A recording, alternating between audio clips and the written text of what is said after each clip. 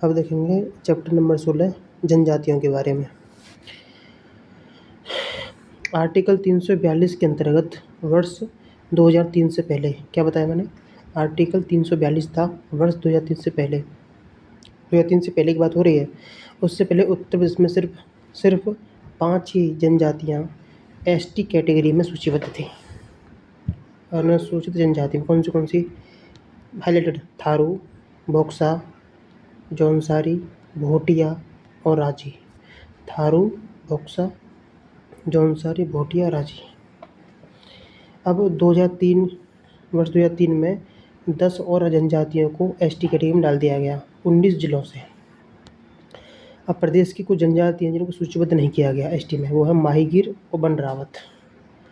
उत्तर प्रदेश के जालौन और अयोध्या में कोई भी जनजाति नहीं पाई जाती। भाई उनके पास ऑलरेडी लोन ले रखी है उन्होंने, तो उनके पास क्या जनजाति होगी? उत्तर प्रदेश की सर्वाधिक साक्षर जनसंख्या वाली जनजाति है थारू। भारत की कुल अनुसूचित जनसंख्या का 1.09% उत्तर प्रदेश में निवास करता है। और भारत की टोटल एसटी कैटेगरी से तुलना की जाए तो यूपी में 1.09% है। अगर यूपी की पूरी पॉपुलेशन में एसटी कितना है तो 0.57%। अनुसूचित जनजाति की सर्वाधिक संख्या सोनभद्र में।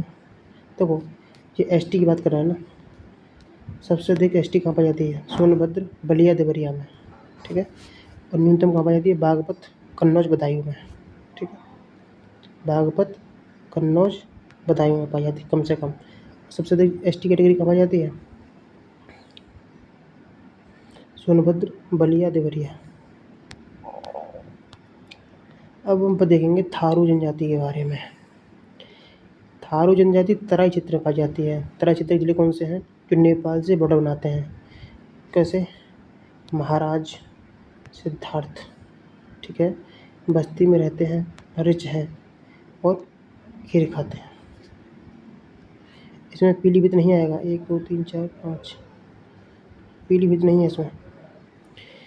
अब है थारू जनजाति की भाषा हिंदी और नेपाली, क्योंकि ये नेपाल के बॉर्डर पर है ना इसलिए। और ये किरात वंशी हैं। किरात क्यों? क्योंकि ये रात में शिकार करते हैं इसलिए इनको किरात वंशी कहा जाता है थारू जनजाति के लोगों को। इसमें संयुक्त परिवार प्रथा और मातृ सत्तात्मक व्यवस्था पाई जाती है। ये होली के अवसर पर खिचड़ी नृत्य करते हैं, खिचड़ी। और ये लोग 8 दिन तक होली का त्यौहार मनाते हैं। और ये अपने भोजन में मछली चावल खाते हैं। और ये चावल से बनी हुई विशेष प्रकार की मदिरा का पान करते हैं, इसे कहते हैं जाड़। और ये कद के छोटे होते हैं, चौड़े मुखमंडल वाले होते हैं। अच्छा क्वेश्चन है, चौड़े मुखमंडल वाले कौन होते हैं? थारू जनजाति के लोग। और थारू जनजातियों में विवाह जो था, विधवा विवाह प्रचलित था। लठ भरवा भोज देते हैं ये लोग। काली देवी की पूजा करते हैं। कैसी? काली, क्योंकि ये भी तो काले हैं सारे सब। ये कृषि पर आधारित है जनजाति और ये धान की खेती करती है। दीपावली को शुभ के रूप में मनाते हैं ये लोग। और ये बजहर नामक त्यौहार मनाते हैं।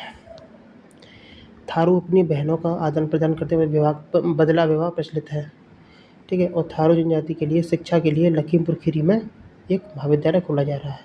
और थारू विकास योजना का प्रारंभ 2 अक्टूबर 1980 को किया गया। जनगणना 11 के अनुसार उत्तर प्रदेश की सबसे बड़ी जनजाति थारू है और भारत की है भील। अब पढ़ेंगे बक्सा के बारे में। बक्सा कहाँ पाई जाती है? बिजनौर और आगरा में, ठीक है। बिजनौर, आगरा में, ठीक है।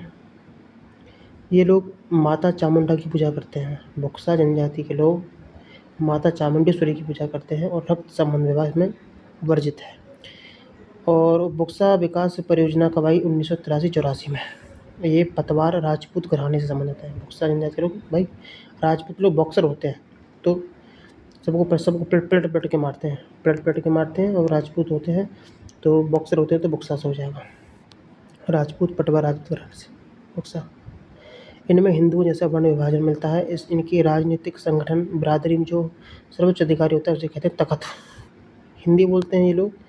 अनुबंध विवाह, अनुलोम प्रतिलोम विवाह, क्रय विक्रय विवाह प्रचलित है।